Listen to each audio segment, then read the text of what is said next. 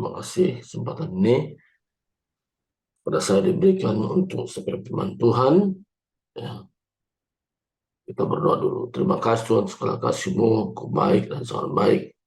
Sampai pada saat pagi ini, kami boleh bersama-sama beribadah melakukan nama Tuhan. Sadar kami Tuhan dengan firman-Mu, urapi kami semua, terlebih hamba-Mu yang menyampaikannya pada saat ini. Berfirman Tuhan, kami siap untuk mendengarkannya di dalam nama Yesus Kristus. Kami sudah berdoa, haleluya. Amin. Sudah kasih Tuhan, hari ini kita belajar firman Tuhan tentang mengandalkan Tuhan. Itu bergantung kepada Tuhan. Sebagian ayat Markus 11 ayat 22 katakan, Yesus menjawab mereka, percayalah kepada Allah. Dalam terjemahan bahasa Inggris, have faith in God. Artinya, saudaraku, iman kita tidak bisa menjangkau perkara-perkara yang Tuhan siapkan. Iman kita tidak sanggup. Karena iman kita cenderung dikuasai oleh daging. Nah, Tuhan mau bahwa kita berjalan bukan menurut daging. Kita berjalan menurut roh. Artinya di sini, kalau kita berjalan dalam menurut roh, maka di dalam tindakan-tindakan kita itu selaras dengan kehendak Tuhan. Maka katakan, percayalah kepada Allah. Artinya di sini bahwa kita memiliki iman yang ada pada Allah. Dan kita berdoa supaya iman yang ada pada Allah itu ada dalam hidup kita. Jadi imannya Tuhan yang kita mintakan untuk tinggal dalam hati kita. Bukan iman, tapi iman yang ada pada Tuhan. Iman inilah yang penting kita miliki, sehingga tidak terkontaminasi dengan keinginan daging.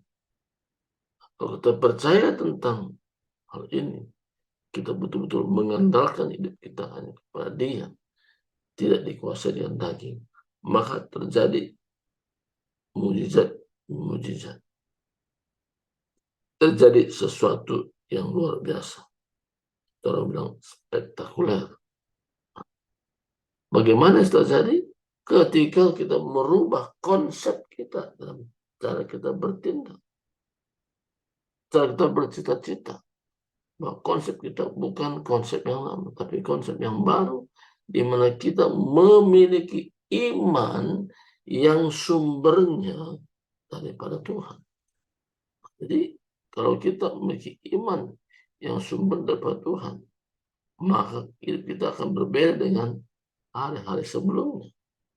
Dari iman itulah yang menuntun kita, sehingga kita bisa mengerti dan memahami. Nah, perhatian kita yaitu kepada Tuhan yang memimpin kita dari iman kepada iman yang berikutnya.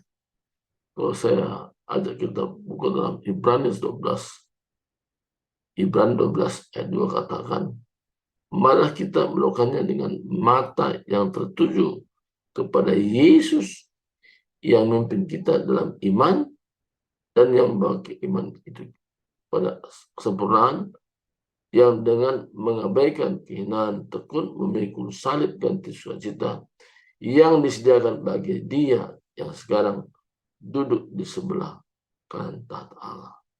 Jadi perhatian kita tertuju kepada Yesus. Yesus datang ke dunia itu supaya manusia mengerti, manusia memahami betapa pentingnya iman itu. Dan Yesus sebagai role model untuk kita bisa memahami bagaimana rencana Tuhan di dalam hidup kita.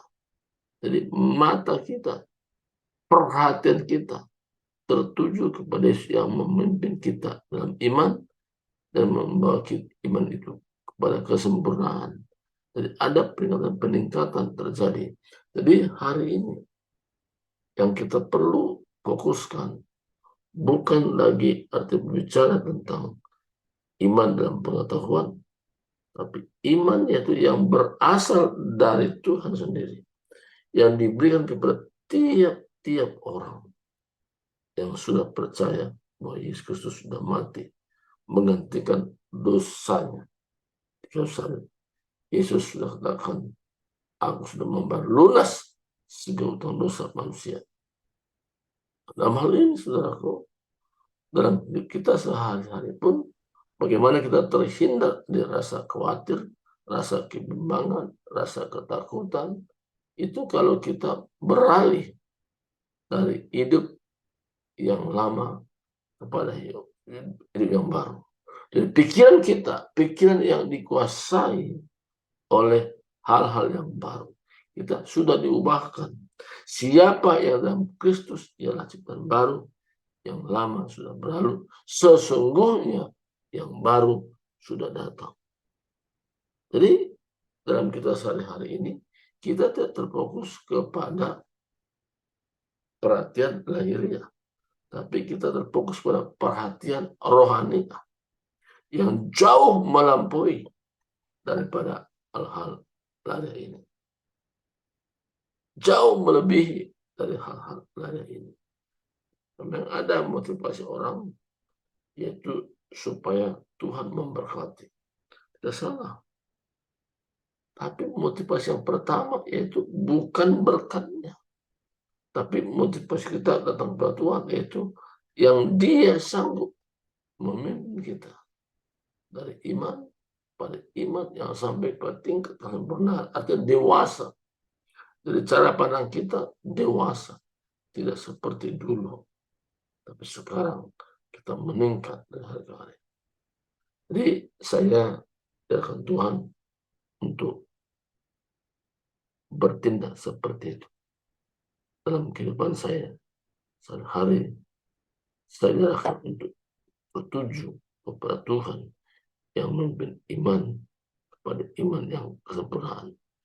Jadi iman ini tidak hanya sekedar pengetahuan. Iman itu melampaui segala akal pikiran manusia. Maka bilang, milikilah iman yang sumbernya dari Allah.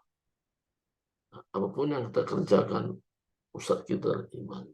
Karena iman inilah membuat kita berkenan kepada Allah. Karena katakan tanpa iman tidak mungkin berkenan. Kalau kita lihat dari Ibrani, ya, masih Ibrani, katakan pasal 19, 6, tetapi tanpa iman tidak mungkin orang berkenan kepada Allah. Sebab barang siapa berpaling kepada Allah, dia harus percaya bahwa Allah ada dan bahwa Allah memberi upah pada orang yang sungguh-sungguh mencari Dia. Jadi perlu satu kesungguhan. Jadi bukan sekedar beragama. Karena Tuhan mau kita tidak berbicara tentang agama. Berbicara tentang fellowship, tentang hubungan. Bagaimana hubungan kita secara pribadi. Karena manusia selamatkan bukan karena agama, tapi hubungannya dengan Tuhan. Percaya kepada Tuhan, mengandalkan Tuhan dalam segenap kehidupannya. Dia yakin bahwa Tuhan itu tidak pernah tinggalkan dia, tidak pernah meninggalkan dia, tetap bersama dengan dia sampai selama-lamanya. Jadi dalam hal ini, kalau kita memahami rahasia ini, sehingga kita tidak mudah goyah, tidak mudah diombang-ambingkan dengan keadaan situasi, tapi kita begitu yang kita percaya bahwa kehidupan rohani kita tidak sama seperti hari yang dulu, tapi terus meningkat dan meningkat.